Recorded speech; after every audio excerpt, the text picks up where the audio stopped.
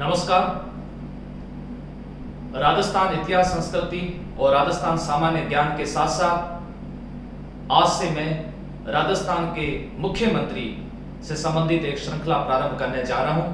उम्मीद करता हूं कि आपको बहुत पसंद आएगी और आपके ज्ञान में वृद्धि करेगी। बात करते हैं राजस्थान के पहले मुख्यमंत्री। राजस्थान के अंदर 3 मनोनीत मुख्यमंत्री रहे, उसके बाद में निर्वाचित मुख्यमंत्री। 3 मनोनीत मुख्यमंत्री में सबसे पहले राजस्थान के प्रथम मुख्यमंत्री हीरालाल शास्त्री। बात उस समय की है जब हीरालाल शास्त्री, माणिक्यलाल वर्मा, जय नारायण व्यास और गोकुल भाई भट्ट के द्वारा राजस्थान में उत्तरदायी शासन की स्थापना हेतु आंदोलन चलाए जा रहे थे। तो इन चारों को संयुक्त रूप से चौकड़ी कहते थे या इनको 4 बड़े के नाम से जाना जाता था। चार बड़े कहते थे इनको। पहला, आज की पहली श्रृंखला के अंदर हीरालाल शास्त्री यहां से शुरू करते हैं। इनसे संबंधित इनका जीवन परिचय और किस तरह से इनका जीवन रहा और जीवन के बाद में किस तरह से इन्होंने स्वतंत्रता आंदोलन में अपनी भूमिका निभाई और उसके साथ साथ राजस्थान के मुख्यमंत्री पद तक पहुंचे। मुख्यमंत्री के बाद में त्याग पत्र देने के बाद में और कौन कौन से पद पर रहे और इनके जीवन की क्या खास विशेषता रही, जिससे संबंधित प्रतियोगी परीक्षा में कौन कौन से प्रश्न पूछे जा सकते हैं। देखिए, शुरुआत करते हैं सबसे पहले इनका जन्म 24 नवंबर 1899 ईस्वी जोबनेर जयपुर में इनका जन्म हुआ। जोबनेर जयपुर। इनके पिता का नाम श्री नारायण लाल जोशी। पिता का नाम श्री नारायण लाल जोशी था। माता का नाम श्रीमती ममता जोशी। इनकी पुत्री का नाम शांता था। शांता इनकी बेटी थी और इनकी पत्नी का नाम रत्ना शास्त्री था। रत्ना शास्त्री इनकी पत्नी का नाम था। जीवन परिचय की श्रृंखला के साथ साथ मैं सारी बातें आपके सामने स्पष्ट करता रहूंगा। देखिए, सबसे पहले 24 नवंबर 1899 जब 1956 विक्रम संवत होता है, इस समय अकाल पड़ा था, जिस अकाल का नाम था छप्पनिया काल। ये 1956, ध्यान से समझना, ये 1956 विक्रम संवत है। 1956 विक्रम संवत। जब कभी भी विक्रम संवत में 57 माइनस करेंगे, ईसवी सन प्राप्त हो जाएगा। 1956 विक्रम संवत में 57 माइनस करने पर 1899 ईस्वी को राजस्थान के अंदर एक अकाल पड़ा था जिसका नाम था छपनिया काल। फिर मत आइजे रे हमारी दुनिया में, ऐसे गाने चलते थे। ये छपनिया 1899, यहाँ ध्यान रहे, जब राजस्थान में छपनिया काल पड़ा था, उस समय 1899 ईस्वी को हीरालाल शास्त्री का जन्म हुआ था जोबनेर के अंदर। ध्यान रहे, यहां से एक प्रश्न और बन सकता है। जोबनेर में ज्वाला माता का मंदिर बना हुआ है। ज्वाला माता मंदिर कहां पर बना हुआ है? जोबनेर जयपुर बना हुआ। किसकी कुल देवी है? खंगारोत राजपूतों की कुल देवी खंगारोत। तो ये एक साथ में और भी प्रश्न आपको बता दिया ताकि ऐसे प्रश्न भी आपको साथ में याद रहे, ध्यान रहे। ज्वाला माता का मंदिर जोबनेर। पिता का नाम श्री नारायण लाल जोशी। किस तरह से जोशी से बन गए शास्त्री और शास्त्री के साथ में आगे लगा दिया पंडित, आगे शब्द जोड़ दिया गया पंडित। आखिर हीरालाल कैसे बने शास्त्री और किस तरह से बने पंडित, तो ध्यान से समझिएगा। नारायण लाल जोशी, माता का नाम श्रीमती ममता जोशी, बेटी का नाम शांता और पत्नी का नाम रत्ना शास्त्री। ध्यान रहे, यहाँ थोड़ी सी बात मैं आपको और समझा देता हूं। 1915 ईस्वी मैट्रिक की जो परीक्षा है वो जोबनेर से ही पास की थी। जोबनेर का जो विद्यालय था वो इलाहाबाद से संबंध था, वहां से मैट्रिक की परीक्षा पास की। 1920 ईस्वी जयपुर आकर के और संस्कृत से शास्त्री की डिग्री प्राप्त कर ली, और शास्त्री की डिग्री प्राप्त करके ही हीरालाल जोशी क्या बन गए? हीरालाल शास्त्री बन गए। और शास्त्री की उपाधि प्राप्त होने पर आगे शब्द कौन सा जुड़ गया? पंडित जुड़ गया। अब पंडित हीरालाल शास्त्री बन गए। कुशल बुद्धि के थे, कार्य क्षमता अच्छी थी, कार्य कुशलता बहुत अच्छी थी, कार्य में निपुण थे, हर कार्य को मन लगाकर करते थे। ऐसी स्थिति के अंदर जिस विश्वविद्यालय में इन्होंने अध्ययन किया, वहां के शिक्षकों के भी प्यारे विद्यार्थी थे। यहाँ 1920 की बात आती है। उसके बाद इनको जयपुर राज्य सरकारी सेवा में कार्य करने का अवसर मिलता है, और इस पद पर नियुक्त किए जाते हैं। AAG पद पर नियुक्त किए जाते हैं, जो कितने वर्ष तक? 6 वर्ष तक सरकारी सेवा पद पर कार्य करते हैं। AAG असिस्टेंट अकाउंट जनरल पद पर नियुक्त किए जाते हैं। जयपुर में सरकारी सेवा कितने वर्ष तक की इन्होंने? 6 वर्ष तक सरकारी सेवा की। AAG पद पर इनको नियुक्त किया गया, असिस्टेंट अकाउंट जनरल। लेकिन सरकारी सेवा में रहते हुए भी इनका मन नहीं लगता था। इनका मन गांवों के प्रति ज्यादा था, ग्राम स्वावलंबन के प्रति ज्यादा था। और एक बार ऐसा, ये जब सरकारी सेवा पे कार्य कर रहे थे, तब इनका मिलना राजस्थान के प्रथम स्वतंत्रता सेनानी अर्जुन लाल सेठी से हो गया। अर्जुन लाल सेठी से जब मिले तो इन्होंने अपनी मन की बात उनको बता दी। मन की जब बातें बताई तो अर्जुन लाल सेठी ने कहा था, लगा दे समुद्र में डुबकी तैर जाएगा, लगा दे समुद्र में डुबकी तैर जाएगा। और इस दरमियान उन्होंने सरकारी सेवा पद से इस्तीफा दे दिया। सरकारी सेवा पद से इनके द्वारा इस्तीफा दे दिया जाता है। ध्यान से समझिएगा। अब माणिक्य हीरालाल शास्त्री ने किसके कहने पर? अर्जुन लाल सेठी के कहने पर इन्होंने सरकारी सेवा पद से 7 दिसंबर 1927 ईस्वी को सरकारी सेवा पद से त्याग पत्र दे दिया, इस्तीफा दे दिया सरकारी। जब ये सरकारी सेवा में थे तब मैं बता देता हूं, 6 वर्ष में जब इन्होंने सरकारी सेवा की, तब इनके द्वारा एक प्रयास साप्ताहिक समाचार पत्र निकाला जाने लगा। पारिक पाठशाला में जाकर के पढ़ाने का कार्य करने लगे, क्योंकि पढ़ाने की इनकी रुचि बहुत ज्यादा थी। ज्यादा से ज्यादा लोगों को जागरूक करना ये इनकी एक रुचि थी। वहां जाकर के पढ़ाने लगे। राजस्थान छात्रालय भी इनके द्वारा खोला गया था। बाहर से जो भी पढ़ने के लिए बच्चे आते थे, विद्यार्थी, उनके रहने के लिए कुछ ऐसी व्यवस्था भी की थी। ये कार्य कब किया था इनके द्वारा? ये जब ये सरकारी सेवा में थे तब इनके द्वारा ये कार्य किया गया। अब सरकारी सेवा से त्याग पत्र दिया जा चुका है, समझ गए होंगे ना। सरकारी सेवा से इनके द्वारा त्याग पत्र दे दिया गया। लगा दे समुद्र में डुबकी तैर जाएगा, और लगा दी। अब क्या होगा देखिए, ऐसी स्थिति के अंदर सरकारी सेवा से त्याग पत्र दे दिया, और शहरों से वैसे ही मोह भंग था, तो चले गए कहां पर? निवाई चले गए। और निवाई टोंक के अंदर इनके द्वारा 12 मई 1929 ईस्वी को जीवन कुटीर संस्था का गठन किया गया।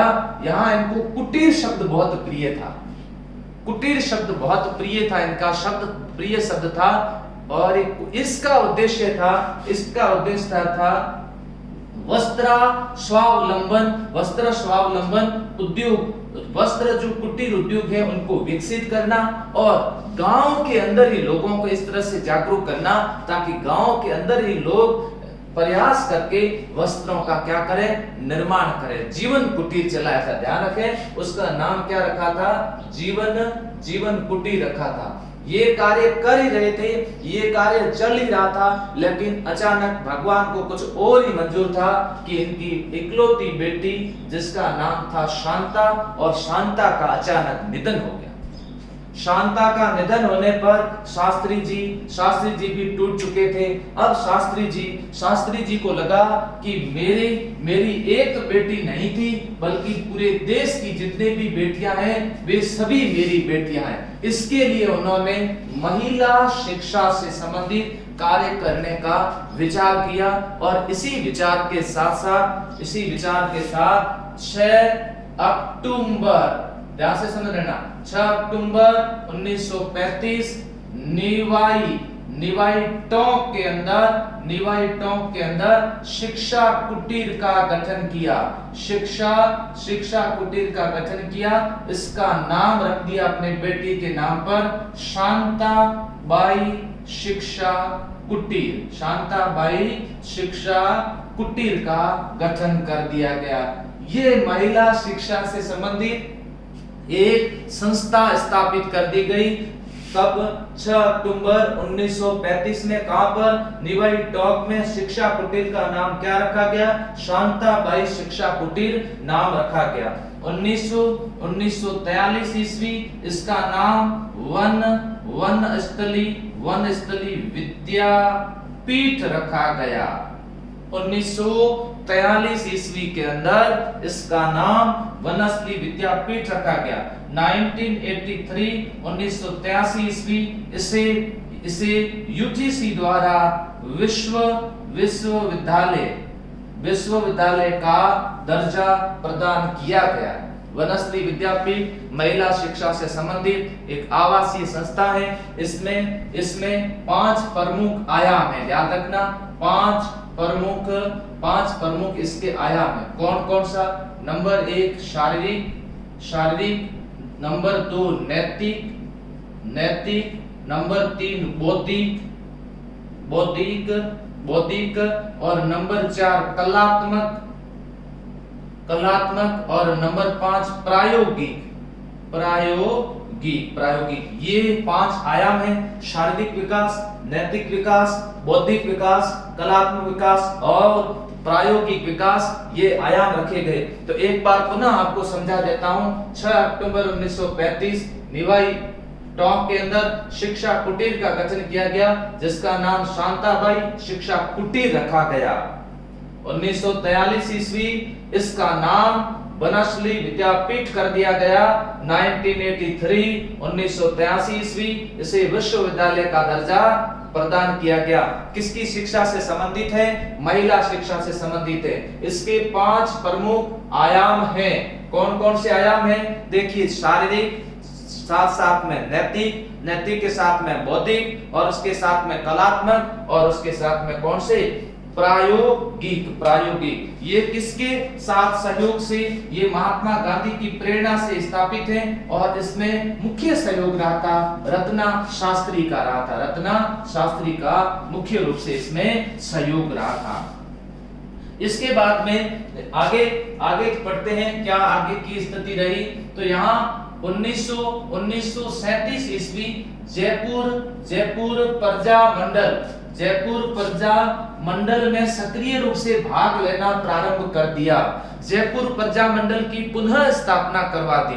जयपुर प्रजा मंडल की स्थापना कब हुई थी? जयपुर प्रजा मंडल की स्थापना 1931 में हुई थी। जयपुर प्रजा मंडल की स्थापना 1931 में हुई थी। राजस्थान का पहला प्रजा मंडल कौन सा था?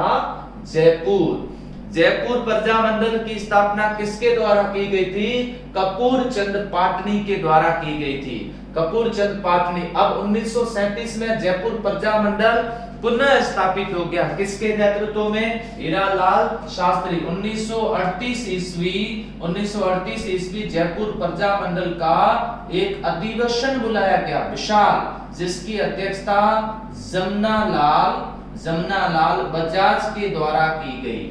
जमनालाल बजाज ने एक अध्यक्षता करके एक विशाल इनके द्वारा अधिवेशन 1939 ईस्वी सत्याग्रह आंदोलन चलाया गया। सत्याग्रह आंदोलन के तहत कई राजस्थान के स्वतंत्रता आंदोलनकारियों को गिरफ्तार किया गया, इनको भी गिरफ्तार किया गया। 6 माह तक इनको कैद में रहना पड़ा। 1939 के बाद में 1942 ईस्वी याद रखना, जेंटलमैन एग्रीमेंट याद रखना, समझदार लोगों का समझौता। जेंटलमैन एग्रीमेंट किसके बीच में हुआ था? हीरालाल शास्त्री और सर मिर्जा इस्माइल कौन थे? जयपुर राज्य सरकार के प्रधानमंत्री पद पर थे सर मिर्जा इस्माइल और हीरालाल शास्त्री के बीच में समझौता। हीरालाल शास्त्री प्रजामंडल आंदोलनकारी थे, इनके बीच में एक समझौता हो गया, जैसे जेंटलमैन एग्रीमेंट कहते हैं। 1947 ईस्वी इनको अखिल भारतीय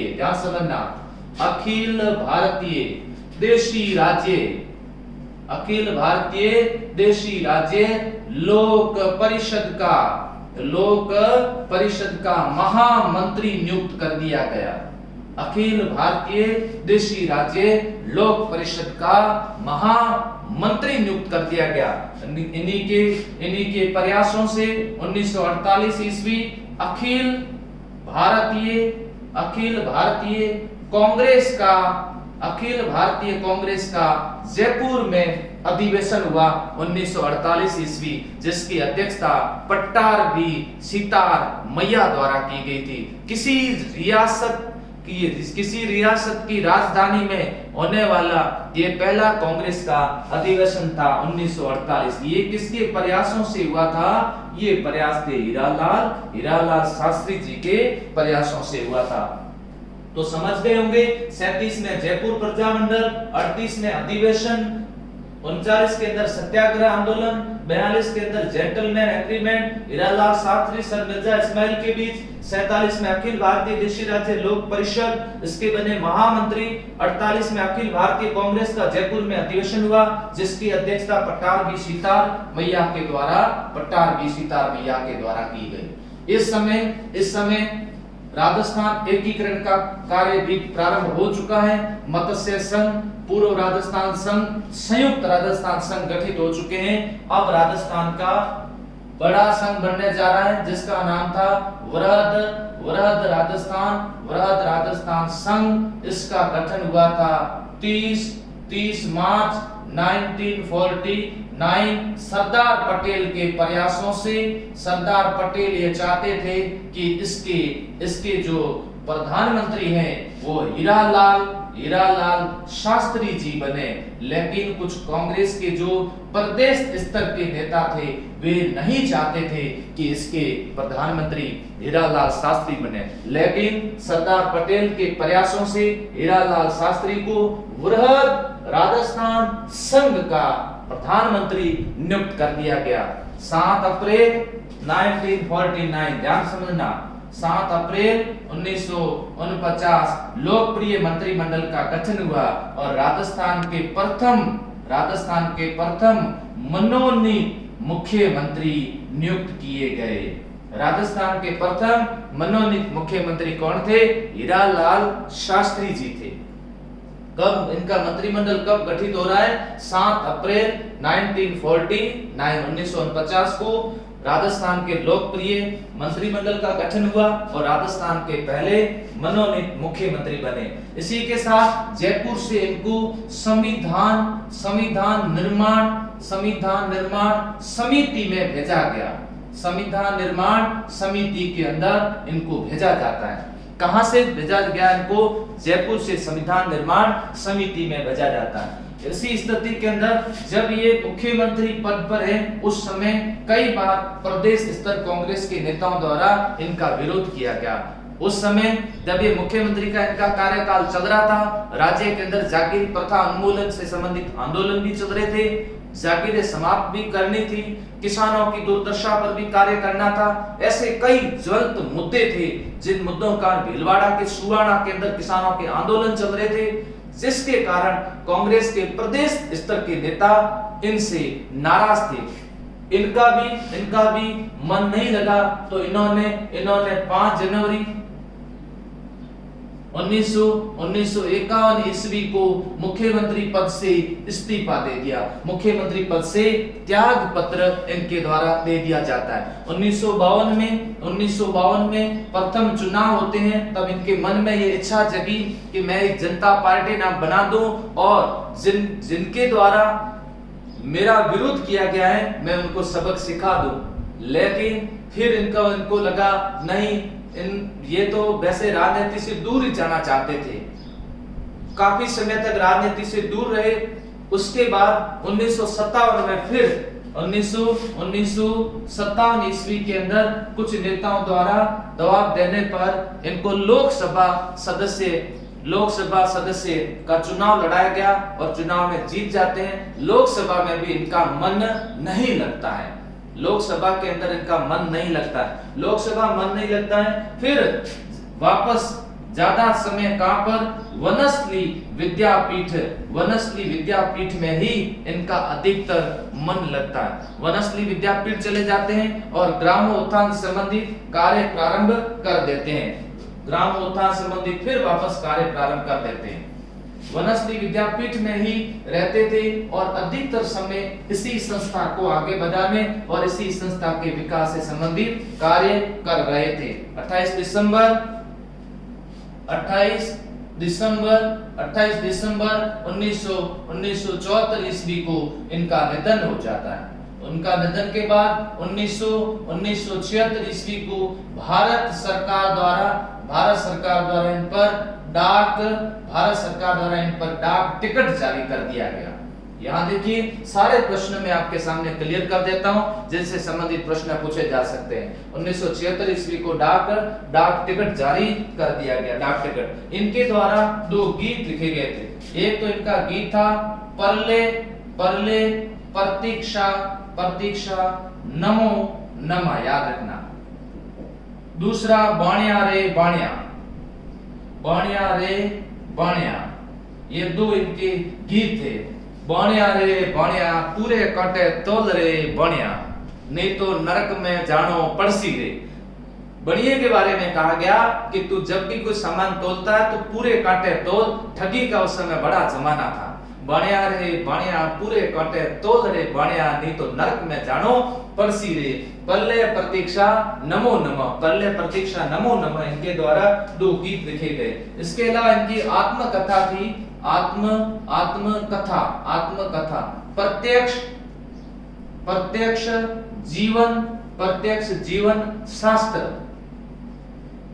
जीवन शास्त्र इनकी आत्मकथा थी। याद रहे, प्रत्यक्ष जीवन शास्त्र और पल्ले प्रतीक्षा नमो नमः इनकी ये गीत, बाणिया रे बाणिया गीत और प्रत्यक्ष जीवन शास्त्र इनकी आत्मकथा थी। इसके अलावा इन्होंने महिला शिक्षा से संबंधित 2 ग्रंथ लिखे। हालांकि काफी पुस्तकें लिखी और थोड़े मैं आपको बता देता हूं। एक चेतसी भारत की नारी, कन्या की पुकार, ये इनके द्वारा लिखे गए 2 नारी से संबंधित नारी की स्थिति दशा उससे संबंधित 2 ग्रंथ है। चेतसी भारत की नारी, कन्या की पुकार। इसके अलावा इनके द्वारा नृत्य की कुप्रथा, जीवन कुटीर के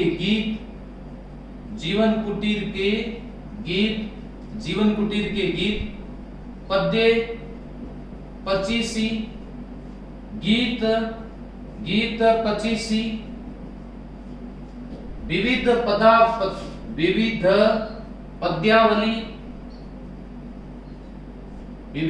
पद्यावली, बीमारी एवं इलाज, लघु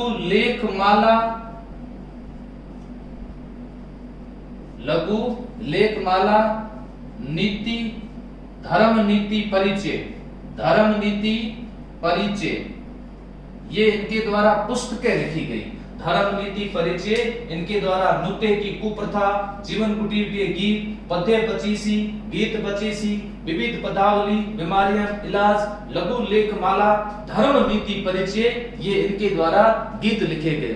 इसी के साथ साथ में आपको बताना चाहता हूं, और जो प्रश्न है और इनसे संबंधित कौन से पूछे जा सकते हैं वो मैं आपको बता दूं। वो प्रश्न ये है कि इनसे संबंधित प्रश्न इसका आ सकता है, रत्ना शास्त्री का आ सकता है। रत्ना शास्त्री मूल रूप से कहां के थे? खाचरोद जन्म स्थान था इनका, खाचरोद। रत्ना शास्त्री को 1955 ईस्वी पद्मश्री प्रदान किया गया। 1975 ईस्वी को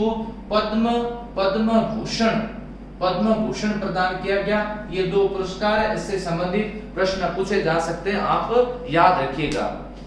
तो यहां मैंने पूरी डिटेल से आपके सामने राजस्थान के मुख्यमंत्री हीरालाल शास्त्री, जो राजस्थान के प्रथम मनोनीत मुख्यमंत्री थे, 3 राजस्थान के मनोनीत मुख्यमंत्री रहे, हीरालाल शास्त्री, C.H. वेंकटाचार्य और जयनारायण व्यास। जयनारायण व्यास एक ऐसे मुख्यमंत्री थे जो एक बार मनोनीत थे और एक बार निर्वाचित मुख्यमंत्री भी रहे।